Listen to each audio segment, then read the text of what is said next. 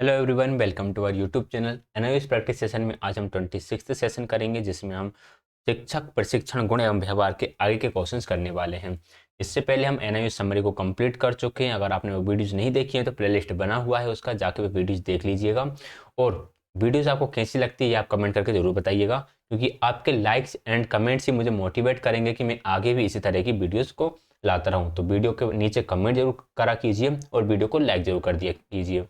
Start करते हैं question number 31 के साथ। क्वेश्चन नंबर 31 है, प्राथमिक शिक्षा के शिक्षण प्रशिक्षण की प्रमुख विशेषताओं के संबंध में निम्नलिखित में से कौन सा तथ्य असत्य है?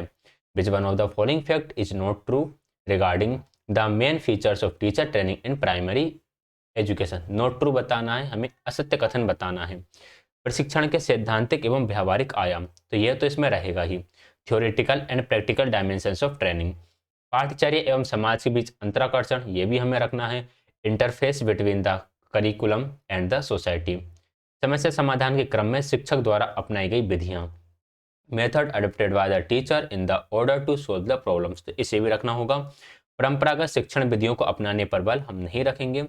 Emphasise on the adopting traditional teaching method, traditional teaching method जिसमें हमारी talk and talk method, lecture method, demonstration method आती है। हालांकि डिमोन्स्ट्रेशन कुछ हद तक ठीक है, लेकिन हम इन पर कम बल देंगे। तो right answer option number D ही हो जाएगा, क्योंकि हमसे असत्य कथन पूछा गया था। नेक्स्ट है क्वेश्चन नंबर 32, प्राथमिक शिक्षक प्रशिक्षण के सैद्धांतिक आयाम के संबंध में निम्नलिखित में से कौन से तथ्य सत्य है? Which one of the following is true regarding the theoretical dimensions of primary teacher training? सहभागिता यानी पार्टिसिपेशन, अन्योनाश्रय संबंध, इंटरडिपेंडेंस रिलेशनशिप, कार्य व्यवहार, वर्क बिहेवियर। तो इसमें तीनों ही चीज़ें आ जाएंगी, पार्टिसिपेशन भी आ जाएगा, इंटरडिपेंडेंस रिलेशनशिप भी आ जाएगा एंड वर्क बिहेवियर भी आ जाएगा। तो राइट आंसर हमारा ऑप्शन नंबर सी हो जाएगा। फर्स्ट, सेकंड एंड थर्ड तीनों ही सही हैं। क्वेश्चन नंबर 33, प्राथमिक शिक्षक प्रशिक्षण के सैद्धांतिक पक्ष को सशक्त करने का सर्वोत्तम उपाय निम्नलिखित में से कौन है? Which of the following is the best way to strength the theoretical aspects of primary teacher training? Seminar का गठन करेंगे, हम बिल्कुल करेंगे, सेमिनार का आयोजन करेंगे। प्रायोगिक क्रियाविधि, एक्सपेरिमेंटल मेथोडोलॉजी का यूज़ करेंगे। मीडिया रहित अध्यापन, मीडिया रहित अध्यापन का यूज़ हम नहीं करेंगे, हम वहाँ पर मीडिया को इन्वॉल्व करेंगे। कार्यशाला को हम बिल्कुल लेकर आएंगे, वहाँ पर वर्कशॉप को भी लेकर आएंगे। तो सेमिनार रहेगा वहाँ पर, एक्सपेरिमेंटल मेथोडोलॉजी रहेगी और वर्कशॉप भी रहेगा, लेकिन मीडिया फ्री हम नहीं रखेंगे। तो फर्स्ट, थर्ड एंड फोर्थ सही, फर्स्ट, सेकंड एंड फोर्थ सही है। फर्स्ट, सेकंड एंड फोर्थ है ऑप्शन नंबर डी में। Correct answer option number D हो जाएगा। नेक्स्ट है क्वेश्चन नंबर 34, सैद्धांतिक शिक्षक के प्रमुख विषय के रूप में व्याख्यान महत्वपूर्ण है क्योंकि इससे जानकारी मिलती है। Lecture as a major subject of theoretical teaching is important because it gives information about. व्यावसायिक पाठ्यक्रम का ज्ञान इससे मिलता है। पाठ्य से आगामी क्रियाओं का महत्व, इंपॉर्टेंस टू कोकरिकुलर एक्टिविटीज, ये भी सही है। कक्षा प्रबंधन एवं लेसन प्लान की, classroom management and lesson plan की हमें जानकारी भी इससे मिलती है। तो right answer option number D हो जाएगा। उपरोक्त सभी, इन सभी में हेल्प करता है हमें सैद्धांतिक शिक्षण। क्वेश्चन नंबर 35, प्राथमिक शिक्षा वाले शिक्षकों के समाज शास्त्रीय विषय निम्नलिखित में से कौन है? शिक्षा शास्त्रीय विषय कौन निम्नलिखित में से कौन है? Which of the following is the pedagogical subject of primary education teachers? प्रस्तावित एवं वर्तमान विधियों में संबंधता, ये बिल्कुल ठीक है। Affiliation in process proposed and existing laws, देखिए जो प्रस्तावित नियम है और जो वर्तमान नियम है इनमें संबंधता होगी। परंपरागत शिक्षण शैली को नकारा गया है। ट्रेडिशनल टीचिंग मेथड पर कंबल दिया हुआ है। प्रस्तावित शिक्षण शैली, प्रपोज टीचिंग स्टाइल पर बल दिया है। नवाचारी शिक्षण शैली, इनोवेटिव इनोवेटिव टीचिंग स्टाइल पर भी बल दिया है। तो सेकंड गलत है, बाकी दोनों ही सही हैं हमारे। सेकंड गलत हो जाएगा, फर्स्ट सही है, थर्ड सही है एंड फोर्थ सही है।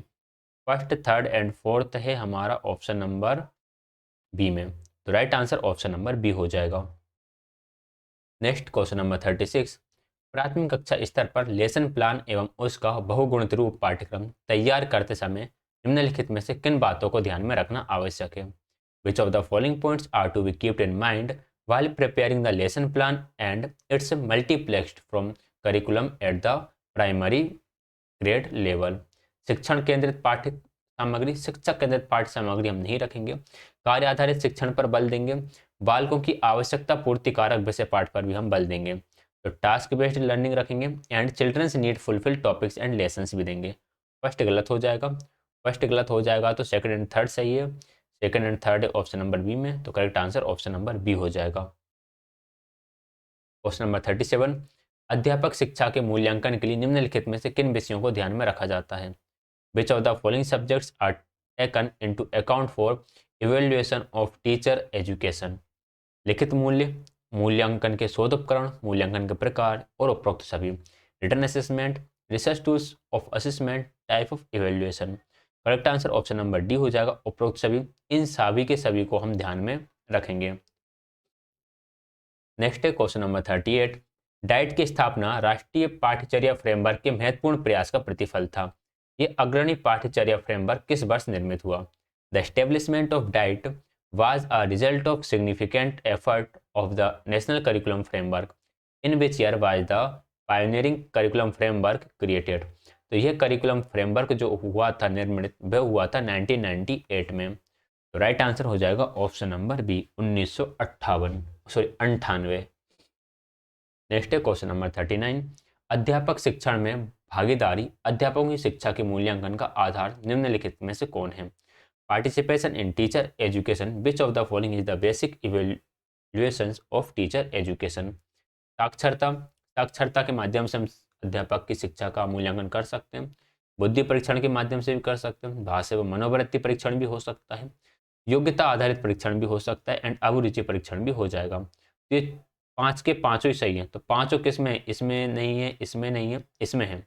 Third, fourth, fifth, first, second, तो इस तरह से भी ऑप्शन आपको देखने के लिए मिल सकते हैं।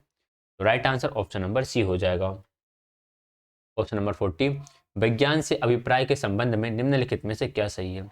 विच of the following is correct regarding the meaning of science? एक वैज्ञानिक विषय है, साइंस एक सब्जेक्ट है, सही है। सोच व मनोवृत्ति, थिंकिंग एटीट्यूड, ये भी ठीक है। प्रमाणित व्यवहार यानी कि प्रूवन बिहेवियर, ये भी सही है।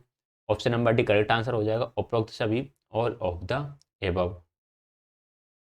नेक्स्ट है क्वेश्चन नंबर 41, राष्ट्रीय शिक्षा नीति 1986 में विज्ञान विषय की शिक्षा की उपादेयता के संदर्भ में निम्नलिखित में से किस तथ्य पर जोर दिया गया?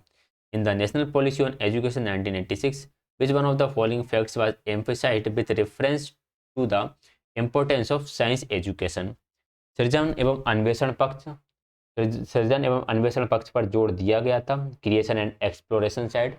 वस्तुनिष्ठ एवं विश्लेषण पक्ष पर भी ध्यान दिया गया था, ऑब्जेक्टिव एंड एनालिटिकल साइड। समस्या समाधान वाली योग्यता पर भी बल दिया गया था, प्रॉब्लम सोल्व एबिलिटी। विज्ञान संबंधी परिभाषाओं को रटने पर बल बिल्कुल नहीं दिया गया था। तो फर्स्ट, सेकंड एंड थर्ड सही है। फर्स्ट, सेकंड एंड थर्ड है ऑप्शन नंबर सी में, तो करेक्ट आंसर हमारा ऑप्शन नंबर सी हो जाएगा। नेक्स्ट है क्वेश्चन नंबर 42, शैक्षिक प्रबंधन में प्रबंधन को किस अनुशासन या विषय संकाय के अंदर रखा गया है? इन विच डिसिप्लिन या subject faculty the management place in education management? Education management में जो मैनेजमेंट है इसे रखा गया है तकनीकी के अंदर, टेक्निकल के अंदर, तो बी इसका राइट आंसर हो जाएगा। क्वेश्चन नंबर 43, निम्नलिखित में से कौन सा राज्य स्तरीय शिक्षक प्रशिक्षण संस्थान है? In which of the following is a state level teacher training institute? बताइएगा क्या होगा इसका राइट आंसर। अगर हम स्टेट लेवल टीचर इंस्टीट्यूट की बात करें तो ये तीनों के तीनों ही सही हैं। State institute of education, state institute of teacher education, state institute of educational training. Right answer हो जाएगा आपका option number D, all of the above. Next है क्वेश्चन नंबर 44, निम्नलिखित में से कौन सी संस्थान साइंस रिसर्च एंड ट्रेनिंग के लिए समर्पित है? Which of the following institute is dedicated to science research and training? Science research and training के लिए कौन सी संस्थान समर्पित है ये बताना है। तो वह संस्थान है आपकी SISC, ये कुछ इस तरह से होता है, SISCE, ठीक है। इसका फुल फॉर्म क्या हो जाएगा? इसका फुल फॉर्म हो जाएगा state institute of science education. एक मिनट, इसका क्वेश्चन नंबर, इसका फुल फॉर्म, हाँ, state institute of science education हो जाएगा। Right answer option number B. Next है क्वेश्चन नंबर 45, शिक्षकों के प्रशिक्षण के लिए संस्थागत सुविधा उपलब्ध कराने वाला देश का सबसे पुराना व पहला संस्थान निम्नलिखित में से कौन है? Which of the following is the oldest and first institute in the country to provide institutional faculty for training to the teachers? पहला शिक्षण संस्थान कौन सा था? पहला जो संस्थान था वह था आपका NCERT दिल्ली। तो ए करेक्ट आंसर हो जाएगा। नेक्स्ट है क्वेश्चन नंबर 46। शैक्षिक प्रबंधन और प्रशासन का अग्रणी संस्थान निम्नलिखित में से कौन रहा है? Which one of the following is the leading institute of educational management and institutions? तो क्या होगा इसका राइट आंसर? देखिए, अगर हम शैक्षिक प्रबंधन एवं प्रशासन का अग्रणी संस्थान माने तो वह है आपका NUEPA। तो option number B correct answer हो जाएगा। NUEPA का फुल फॉर्म क्या है? National university of educational planning and administration. Right answer option number B हो जाएगा। नेक्स्ट है क्वेश्चन नंबर 47। नई शिक्षा नीति 1986 की मूल बेसिक दर्शन का आधार निम्नलिखित में किसे माना जाता है? मूल शैक्षिक दर्शन का आधार क्या था? या अब यहाँ पर नई वर्ड ऐड कर दिया क्योंकि उस टाइम पे जब ये कह सकते हैं कि जब ये 1986 वाली पॉलिसी आई होगी 1968 के बाद, तब इसे नई शिक्षा नीति ही कहा गया होगा, इसलिए यहाँ पर न्यू वर्ड आ गया है। Which of the following has been the considered as the basis of the basic educational philosophy of the new education policy 1986? हमें बस एजुकेशन पॉलिसी 1986 के हिसाब से बात करनी है। तो इसमें यह बताया गया था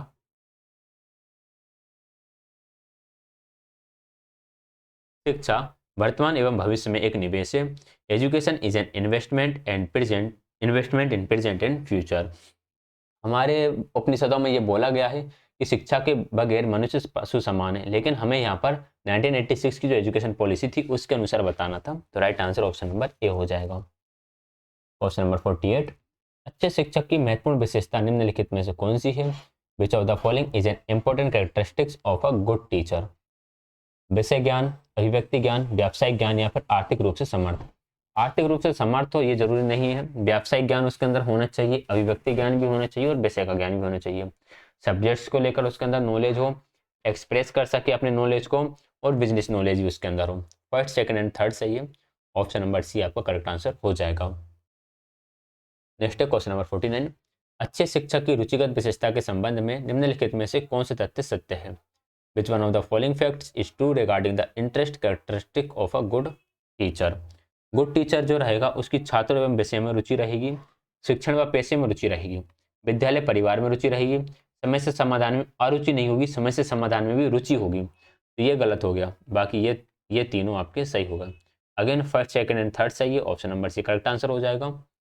नेक्स्ट क्वेश्चन नंबर 50।